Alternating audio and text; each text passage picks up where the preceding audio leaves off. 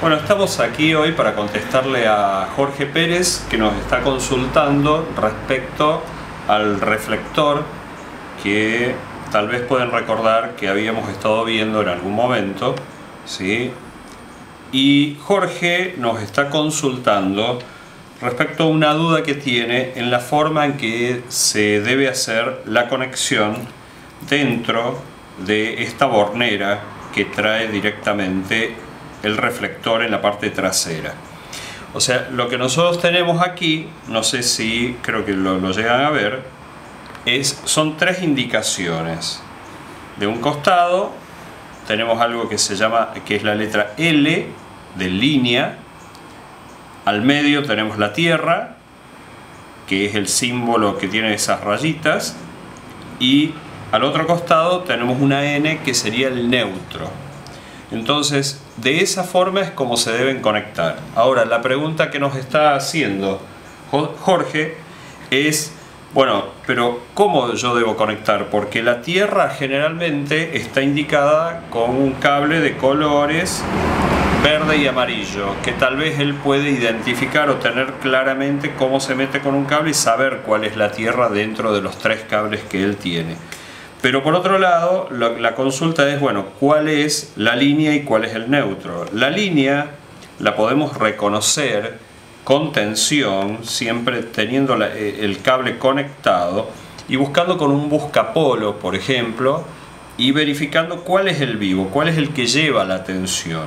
Entonces, ese sería el que tiene la letra L, el que tiene el vivo sería la línea, la que nos da los 220 o los 110 de tensión, depende del país donde estemos. Entonces, en ese conectaríamos la línea, y el tercero es el neutro, es respecto a qué punto tenemos la línea. Entre la línea y el neutro vamos a tener los 220 o los 110, dependiendo del país. Entonces, para ser un poco más claro, yo se los voy a dibujar aquí. Aquí nosotros tenemos los tres, la bornera, y tenemos que llegar aquí a uno con la línea. ¿Cuál es la línea? Bueno, es el vivo, es el que buscamos con un destornillador buscapolo y verificamos que ese tenga la tensión. El otro es el neutro y la Tierra es el de color amarillo y verde.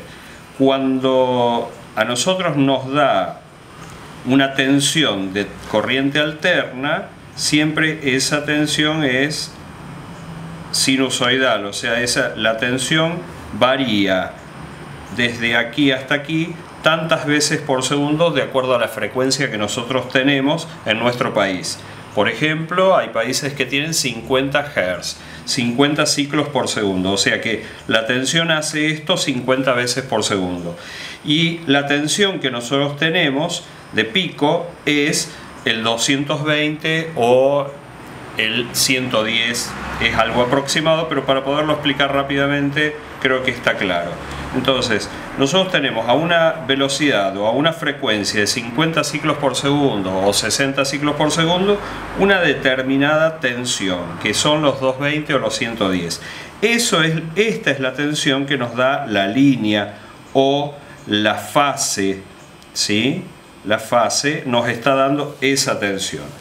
Entonces, por otro lado, tenemos entre el vivo y el neutro tenemos esa tensión. Por ejemplo, esto lo dejo así como para que lo sigas observando, pero cuando nosotros tenemos los cables que van vivos al aire libre, nosotros tenemos que la tensión que nos entrega la empresa generadora de tensión en cada ciudad o en cada país, tenemos el más cercano a las paredes, cuando no viene preensamblado, que es uno solo enroscado con los otros tres.